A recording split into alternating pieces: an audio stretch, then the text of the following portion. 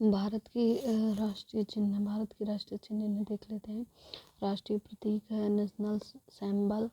और भारत का राष्ट्रीय प्रतीक सारनाथ स्थित अशोक के सिंह स्तंभ के शीर्ष भाग की अनुकृति है।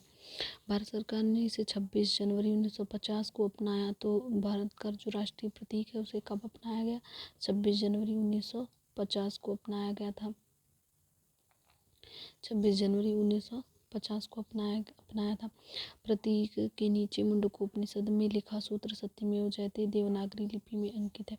जो प्रतीक के नीचे मुंडकोपनिषद में लिखा गया सूत्र सत्यमेव जयते वो देवनागरी लिपि में लिखा हुआ। शासकीय कार्य में प्रयोग लाए जाने वाले राष्ट्रीय प्रतीक अलग अलग रंग के होते हैं। नीला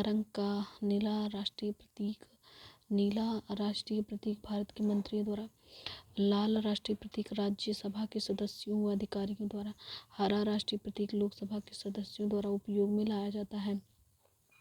तो नीला किसके द्वारा उपयोग में लाया जाता है? वो भारत के जो मंत्री हैं उनके द्वारा। और लाल ये जो है राज्यसभा के सदस्य द्वारा, और हरा लोकसभा के सदस्यों के द्वारा। फिर यहाँ पे देख लेते हैं कि भारत के राज्य चिन्ह का उपयोग भारत के राजकीय अनुचित उपयोग निषेध अधिनियम 2005 के तहत नियंत्रित होती है। भारत के राज्य चिन्ह का जो उपयोग है भारत के राजकीय अनुचित उपयोग निषेध अधिनियम 2005 के तहत नियंत्रित होती है। 2005 के तहत नियंत्रित होती है।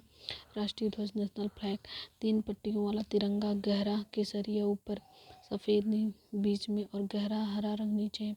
सफ़ेद पट्टी के बीच में नीले रंग का चक्र है जिसमें 24 तीलियां हैं तथा इसे सारनाथ में अशोक के सिंह स्तंभ पर बने चक्र से लिया गया है।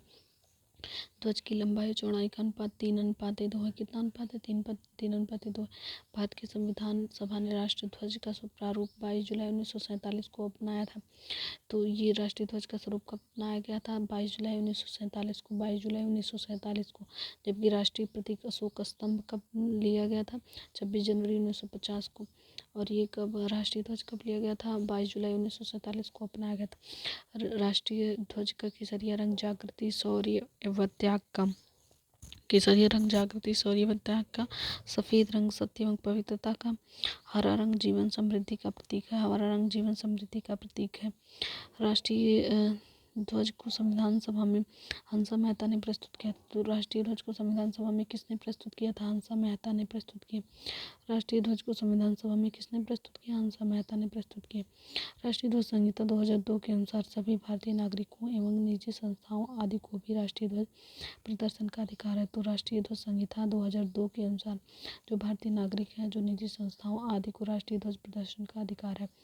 जनवरी 2004 को एक महत्वपूर्ण विनिर्णय में उच्चतम न्यायालय मुख्य न्यायाधीश BN खरे की अध्यक्षता में यह घोषणा की कि संविधान के अनुच्छेद 19(1) के अधीन यह घोषणा की कि यह संविधान के अनुच्छेद 19(1) के अधीन राष्ट्रीय ध्वज फहराना नागरिकों का मूल अधिकार है। राष्ट्रीय ध्वज को राष्ट्रीय शोक के समय झुका दिया जाता है। राष्ट्रपति, प्रधानमंत्री, उपराष्ट्रपति के निधन हो जाने पर संपूर्ण देश में राष्ट्रीय ध्वज को 12 दिन तक, अगर राष्ट्रपति, प्रधानमंत्री, उपराष्ट्रपति का निधन हो जाता है तो राष्ट्रीय ध्वज को 12 दिन तक झुकाया जाता है।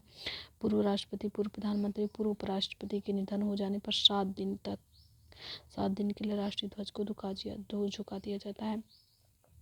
अगर पूर्व रहें तो पूर्व प्रधानमंत्री रहें, पूर्व उपराष्ट्रपति रहें तो उनके निधन पर 7 दिनों के लिए राष्ट्रीय ध्वज को झुका दिया जाता है।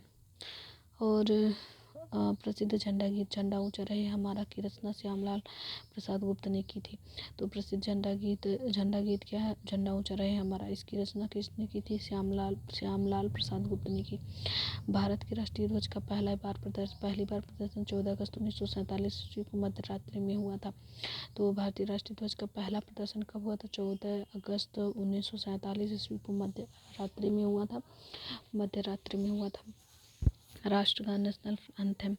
राष्ट्रगान नेशनल एंथम रविन्द्रनाथ ठाकुर द्वारा मूल रूप से बांग्ला में रचित जनगण मन के हिंदी संस्करण को संविधान सभा ने 24 जनवरी 1950 को भारत का राष्ट्रगान स्वीकार किया। तो भारत का राष्ट्रगान कब स्वीकार किया गया था? 24 जनवरी 1950 को स्वीकार किया गया था। इसके गायन का समय 52 सेकेंड है। इसके गायन का समय 52 सेकेंड है तथा संक्षिप्त अवधि 20 सेकेंड है, जिसमें इसकी प्रथम और अंतिम पंक्तियाँ गाई जाती हैं। और यह सर्वप्रथम संक्षिप्त अवधि 20 सेकंड है, जिसमें प्रथम और अंतिम पंक्तियाँ गाई जाती हैं। यह सर्वप्रथम 27 दिसंबर 1911 को भारतीय राष्ट्रीय कांग्रेस की कोलकाता अधिवेशन अध्यक्ष पंडित विश्व नारायण दत्त में गाया गया था। मतलब कि जो 27 दिसंबर 1911 का जो कांग्रेस का अधिवेशन कलकत्ता में हुआ था, 1911 का जो कांग्रेस का अधिवेशन कलकत्ता में हुआ था, जिसकी अध्यक्षता विश्व नारायण दत्त कर रहे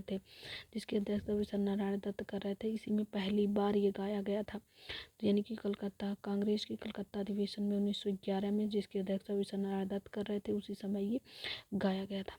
इसे रविन्द्रनाथ ठाकुर ने 1912 में तत्वबोधिनी में भारत भाग्य विधाता शीर्षक से प्रकाशित किया।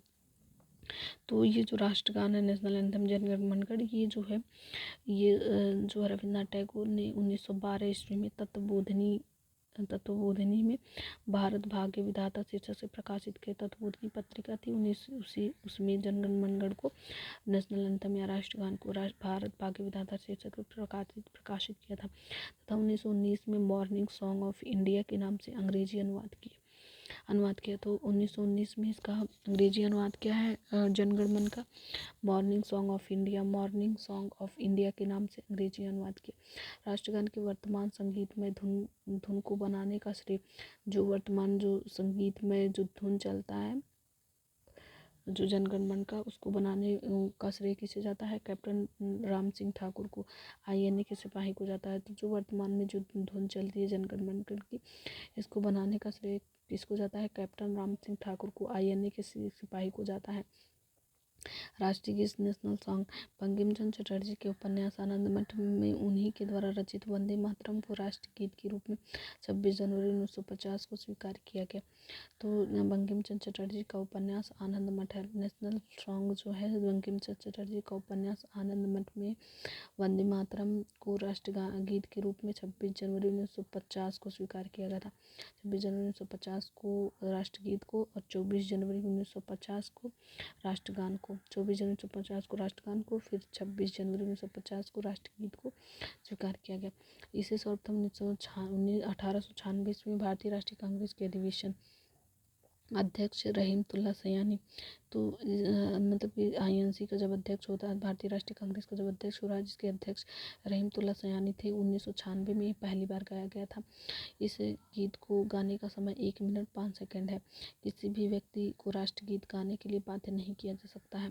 भारतीय संसद के अधिवेशन का प्रारंभ जनगण मनगढ़ से और समापन वंदे मातरम के गायन से होता है। तो भारतीय संसद के जो अधिवेशन का जो प्रारंभ होता है वो जनगण मनगढ़ से होता है और समापन वंदे मातरम के गायन से होता है।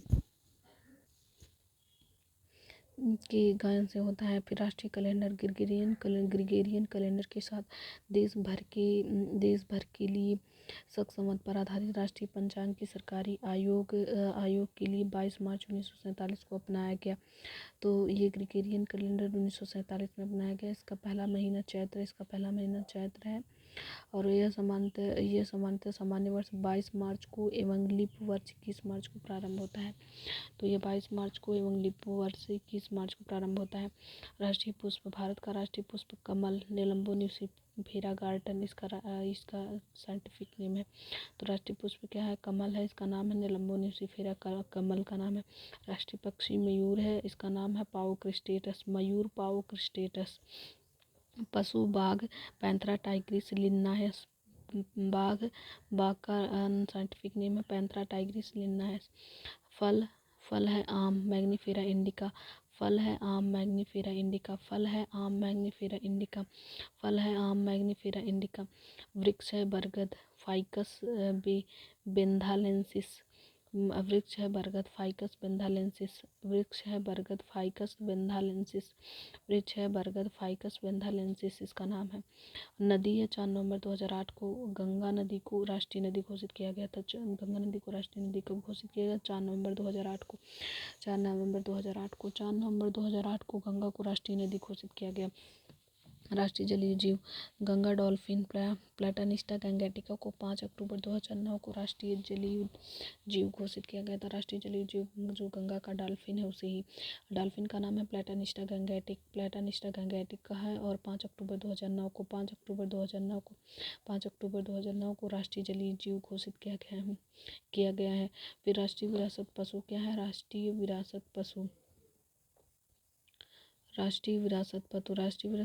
पशु है हाथी। राष्ट्रीय विरासत पशु क्या है? हाथी। इसका नाम है एलिफास इंडिका। राष्ट्रीय विरासत पशु का नाम हाथी है और पशु हाथी है, इसका नाम है एलिफास इंडिका, भारत का विरासत पशु है। लोक सेवा आयोग भारत में 1919 के भारत सरकार अधिनियम के अधीन सर्वप्रथम 1926 ईस्वी में लोक सेवा आयोग की स्थापना की गई। लोक सेवा आयोग की स्थापना के लिए 1924 ईस्वी में विधि आयोग ने सिफारिश की थी। तो 1924 में किसने आयोग की सिफारिश की थी और लोक सेवा आयोग की? तो यहाँ पे है 1924 में विधि आयोग ने की थी। और किसके अधीन ये लाया गया था? 1926 में लोक सेवा की स्थापना कब हुई थी? 1926 में हुई थी। किस अधिनियम के तहत? 1919 के भारत सरकार अधिनियम के तहत 1926 में लोक सेवा आयोग की स्थापना हुई थी। फिर संघ लोक सेवा आयोग के अध्यक्ष तथा सदस्यों की नियुक्ति राष्ट्रपति द्वारा होता है। तो जो संघ लोक सेवा आयोग है उसके अध्यक्ष और सदस्यों की नियुक्ति राष्ट्रपति द्वारा की जाती है। संघ लोक सेवा आयोग के सदस्यों की संख्या निर्धारित करने की शक्ति राष्ट्रपति को। तो संघ लोक सेवा आयोग के जो सदस्य हैं, संघ लोक सेवा आयोग के सदस्यों की संख्या को निर्धारित करने की शक्ति राष्ट्रपति को। वर्तमान में इसकी संख्या 10 है। संघ लोक सेवा आयोग के सदस्यों को निर्धारित की संख्या राष्ट्रपति है। जो सदस्य कितने हैं? अभी 10 में है, अभी 10 है। फिर यहाँ पे देख लेते हैं कि संघ लोक सेवा आयोग के अध्यक्ष एवं सदस्यों की नियुक्ति 6 वर्षों के लिए की जाती है। तो जो संघ लोक सेवा आयोग के सदस्य हैं और अध्यक्ष हैं उनकी नियुक्ति 6 वर्ष के लिए की जाती है।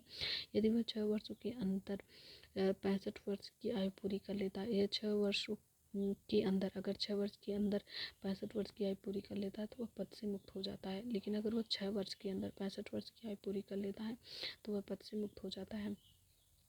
राज्य लोक सेवा आयोग के अध्यक्ष और सदस्यों की नियुक्ति राज्यपाल के द्वारा की जाती है। तो राज्य लोक सेवा आयोग के 2 अध्यक्ष हैं और सदस्यों की नियुक्ति राज्यपाल द्वारा की जाती है, परंतु उन्हें हटाने का अधिकार राज्यपाल को नहीं है। लेकिन राज्यपाल तो इनकी राज्य लोक सेवा आयोग के अध्यक्ष और सदस्यों की नियुक्ति करता है, लेकिन इनके हटाने का अधिकार नहीं है राज्यपाल के पास, परंतु इन्हें हटाने का अधिकार नहीं है।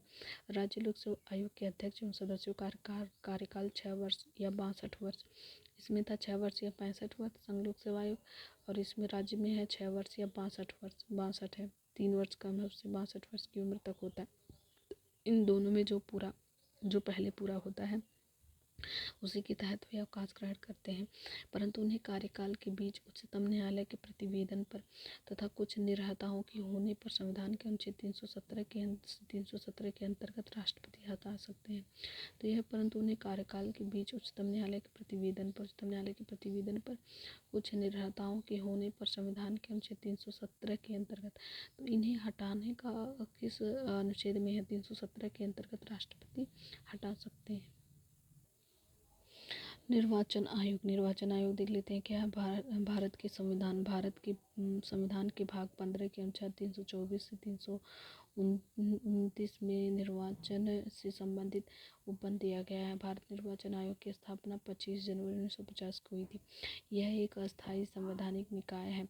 तो निर्वाचन आयोग किस में है? भाग 15 में, अनुच्छेद 224 से लेकर के 324 से लेकर के 329 में निर्वाचन आयोग है। भाग 15 में, अनुच्छेद 324 से लेकर के 339 में है।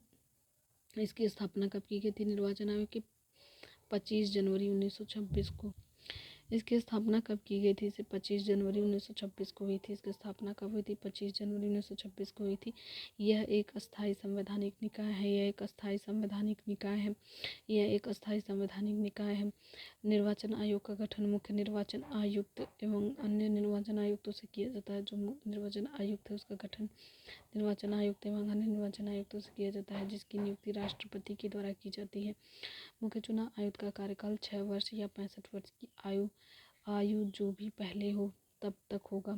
मुख्य चुनाव आयुक्त का कार्यकाल 6 वर्ष या 65 वर्ष की आयु मुख्य चुनाव आयुक्त का जो कार्यकाल होता है वो 6 वर्ष या 65 वर्ष की आयु जो भी पहले हो तब तक होगा। अन्य चुनाव आयुक्त का कार्यकाल 6 वर्ष या 62 वर्ष की आयु जो भी पहले हो तब तक रहता है। तो जो मुख्य चुनाव आयुक्त होता है वो 6 वर्ष 65 वर्ष की उसकी होती है, 65 वर्ष तक होता है। लेकिन जो अन्य है उनको 6 वर्ष या 62 वर्ष की आयु जो भी पहले हो तब तक रहता है। फिर मुख्य चुनाव आयुक्त व अन्य चुनाव आयुक्तों को सर्वप्रथम को सर्वोच्च न्यायालय के न्यायाधीशों के बराबर वेतन जो मुख्य चुनाव आयुक्त है, जो अन्य चुनाव आयुक्त है, उनको जो वेतन मिलता है वो सर्वोच्च न्यायालय के न्यायाधीश के बराबर होता है। 90,000 मासिक होता है एवं भत्ते प्राप्त होंगे।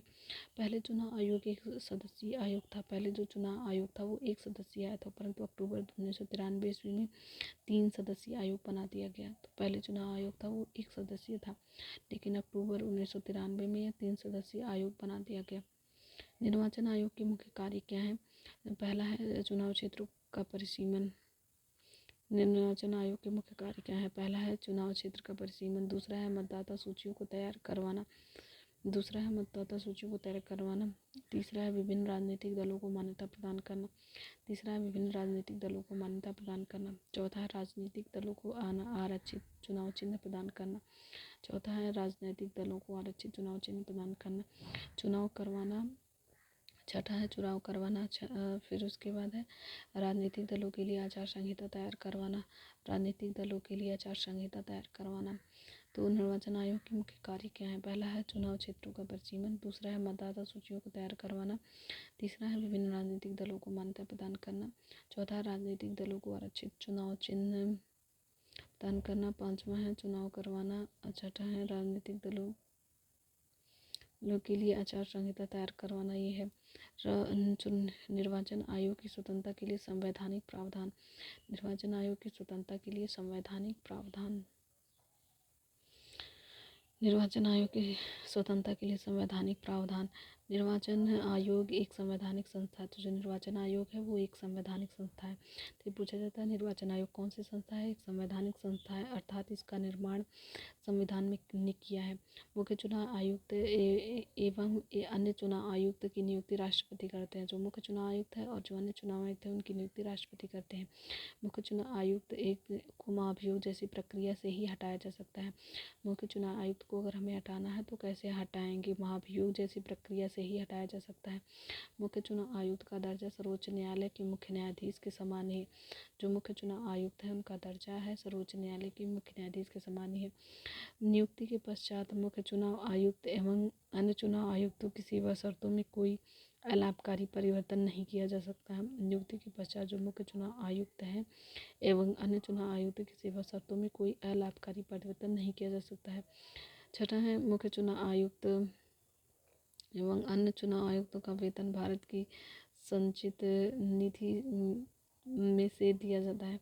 मुख्य चुनाव आयुक्त एवं अन्य चुनाव आयुक्तों का वेतन भारत की संचित निधि में से दिया जाता है। यह electronic voting machine EVM Kerala के पारूर विधानसभा के 50 बूथ पर इलेक्ट्रॉनिक वोटिंग मशीन ईवीएम का प्रयोग पहली बार मई 1982 में किया गया। नवंबर 1998 में मध्य प्रदेश की 5, राजस्थान की 5 एवं दिल्ली के 6 विधानसभाओं के चुनाव में बड़े पैमाने पर ईवीएम का प्रयोग किया गया। ईवीएम का प्रयोग करके 1999 में पूरा चुनाव कराने वाला प्रथम राज्य गोवा था। तो ईवीएम का चुनाव कराने वाला पहला राज्य कौन था? गोवा था। और फिर उसके बाद यहाँ पे है यहाँ पे ईवीएम का प्रयोग करके पहली बार 2004 से संपूर्ण आम चुनाव कराया गया। 2009 से आम चुनाव एवं विधानसभा चुनाव के लिए ईवीएम का प्रयोग होने लगा। 2009 से अब ईवीएम का प्रयोग होने लगा। ईवीएम की विश्वसनीयता कायम रखने के लिए वीवीपैट यानी voter verifiable paper audit trail VVPAT यानी verifiable paper audit trail voter verified paper audit trail machine की मदद ली जा रही है। वीवीपैट व्यवस्था के तहत वोट डालने के तुरंत बाद कागज की पर्ची बनती है। वीवीपैट व्यवस्था के तहत वोट डालने के तुरंत बाद कागज की पर्ची बनती है। इस पर जिस वीवीपैट व्यवस्था के तहत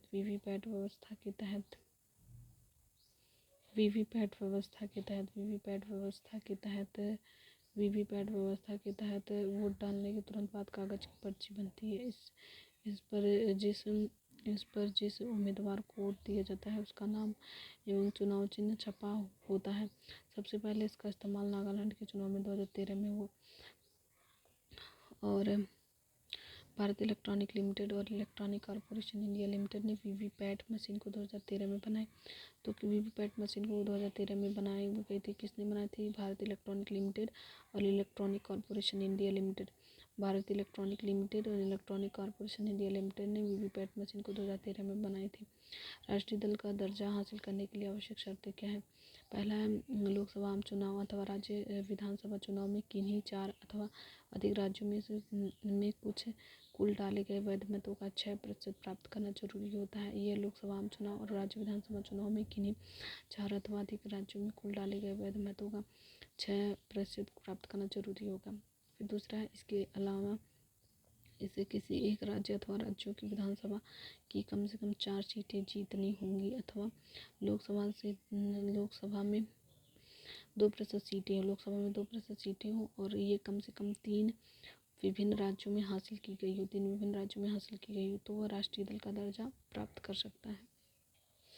यहाँ पे है वर्तमान में मान्यता प्राप्त राष्ट्रीय राजनीतिक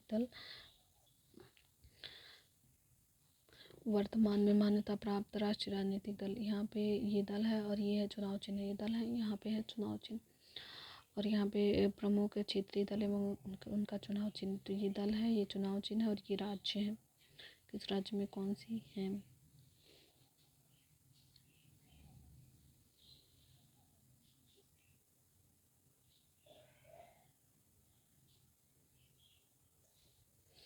मतदाता का फोटो युक्त पहचान पत्र। निर्वाचन आयोग द्वारा 1993 के चुनाव में जाली मतदान और कुछ मतदाताओं पर नियंत्रण के लिए मतदाता के फोटो युक्त पहचान पत्र का उपयोग किया गया। पंजीकृत मतदाताओं को फोटो युक्त पहचान पत्र जारी करने का आधार मतदाता सूची है। सामान्य रूप से प्रतिवर्ष इस मतदाता सूची में संशोधन किया जाता है और नवंबर की पहली तारीख पात्रता तिथि मानी जाती है। इस तिथि को 18 वर्ष की आयु पूरी करने वाले या इससे अधिक आयु का प्रत्येक भारतीय नागरिक मतदाता सूची में शामिल होने का पात्र होता है और वह इसके लिए आवेदन कर सकता है। एक बार सूची में पंजीकृत हो जाने के बाद वह फोटोयुक्त पहचान पत्र प्राप्त करने का पात्र हो जाता है। परिसीमन आयोग। संविधान में परिसीमन आयोग के संबंध में कोई स्पष्ट निर्देश नहीं दिया गया है। अनुच्छेद 82 में प्रत्येक जनगणना की समाप्ति पर लोकसभा एवं राज्य के निर्वाचन क्षेत्रों के विभाजन एवं पुनः समायोजन का कार्य संसद द्वारा विहित अधिकारी द्वारा किए जाने का प्रावधान है। 42वें संविधान। तो परिसीमन आयोग का उल्लेख किसमें है? अनुच्छेद 82 में प्रत्येक जनगणना की समाप्ति पर लोकसभा एवं राज्य के निर्वाचन क्षेत्रों के विभाजन एवं पुनः समायोजन का कार्य संसद द्वारा विहित अधिकारी द्वारा किए जाने का प्रावधान है। 42वें संविधान संशोधन अधिनियम द्वारा संविधान के अनुच्छेद 82 में संशोधन का परिसीमन पर वर्ष 2000 ईस्वी तक के लिए रोक लगा दी गई थी। तो 42वें संविधान संशोधन अनुच्छेद 82 में, तो परिसीमन आयोग किसमें? अनुच्छेद 82 में है। संशोधन कर परिसीमन पर, और ये किससे रिलेटेड है? जनगणना पर से रिलेटेड है। 2000 ईस्वी तक के लिए रोक लगा दी गई थी। 44वें संविधान संशोधन अधिनियम 2001 के द्वारा संविधान की अनुच्छेद 82 और 107(3) के शर्तों की शर्तों में संशोधन किया गया है। और यहाँ पे देख लेते हैं अब तक गठित 4 परिसीमन आयोग हैं। परिसीमन आयोग पहला है 52 में, दूसरा 62 में, तीसरा परिसीमन आयोग 73 में, तो 52, 62, 73 में। फिर उसके बाद जो है परिसीमन आयोग बना 2002 में। फिर उसके बाद ये चौथा बना परिसीमन आयोग 2002 में। फिर यहाँ देख लेते हैं कि अनुच्छेद 82 और 170(3) की शर्तों में संशोधन किया गया, जिसके अनुसार देश में लोकसभा एवं विधानसभा की सीटों की संख्या वर्ष 2026 ईस्वी तक कोई वृद्धि अथवा कमी नहीं की जाएगी। इसी परिसीमन आयोग के द्वारा कहा गया था अनुच्छेद 82 में और 170(3) की शर्तों पर, अनुच्छेद 82 और 170(3) की शर्तों पर 84वां संशोधन था 2001 था। तो 84वां संविधान संशोधन था 2001 में कहा गया था कि जो लोकसभा एवं विधानसभा की जो सीटें की संख्या है 2026 तक कोई वृद्धि अथवा कमी नहीं की जाएगी। परिसीमन आयोग 2002 का गठन। परिसीमन आयोग 2002 का गठन 12 जुलाई 2002 को न्यायमूर्ति कुलदीप सिंह की अध्यक्षता में किया गया। इस आयोग की सिफारिशों को केंद्रीय मंत्रिमंडल ने 10 जनवरी 2008 को मंजूरी प्रदान की। नए परिसीमन में लोकसभा में आरक्षित सीटों की संख्या बढ़ जाएगी। नया परिसीमन 2001 की जनगणना के आधार पर किया गया है। परिसीमन आयोग में देश के मुख्य निर्वाचन आयुक्त सहित सभी राज्य व केंद्र शासित प्रदेशों के निर्वाचन आयुक्त इस आयोग के सदस्य हैं। परिसीमन आयोग का मुख्य कार्य हाल की जनगणना के आधार पर विभिन्न विधानसभाओं एवं लोकसभाओं के निर्वाचन क्षेत्रों की सीमा का पुनः सीमांकन करना होता है। जो परिसीमन आयोग का जो मुख्य कार्य क्या है, जनगणना के आधार पर जो विधानसभाएं हैं, जो लोकसभाएं हैं, उनके निर्वाचन क्षेत्र की सीमा का पुनः सीमांकन करना होता है। तो ये परिसीमन आयोग का काम है। परिसीमन आयोग के आदेशों को किसी न्यायालय में चुनौती नहीं दी जा सकती।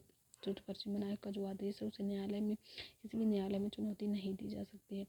परिसीमन आयोग के आदेशों को लोकसभा एवं संबंधित राज्य विधानसभाओं में रखा जाता है, किंतु लोकसभा एवं राज्य विधानमंडल सभाएं परिसीमन आयोग के आदेशों में कोई सुधार या संशोधन नहीं कर सकती है। परिसीमन आयोग के द्वारा प्रत्येक राज्य के प्रदत्त प्रतिनिधित्व में कोई बदलाव नहीं किया जा सकता है, किंतु जनगणना के आधार पर अनुसूचित जाति अनुसूचित जनजाति से संबंधित सीटों में परिवर्तन कर दिया जाता है। किंतु जनगणना के आधार पर अनुसूचित जाति एवं अनुसूचित जनजाति से संबंधित सीटों में परिवर्तन कर दिया जाता है। नए परिसीमन के बाद आरक्षित सीट जाति और पहले आरक्षित सीट और नए परिसीमन के बाद आरक्षित सीट। अनुसूचित जाति में 79 है और नया में हो गया 84। अनुसूचित जनजाति में 41 है, हो गया और नए में हो गया 47। और अनारक्षित सीटों की संख्या 412 है। वैसे राज्य जिनका परिसीमन आयोग 2002 के द्वारा परिसीमन नहीं हो सका, असम है, मणिपुर है, अरुणाचल प्रदेश है, नागालैंड एवं झारखंड है। पूर्वोत्तर के 4 राज्यों में स्थानीय विरोध एवं अदालतों के स्थगन आदेश के कारण परिसीमन नहीं हो सका। तो परिसीमन कहाँ नहीं हो सका है?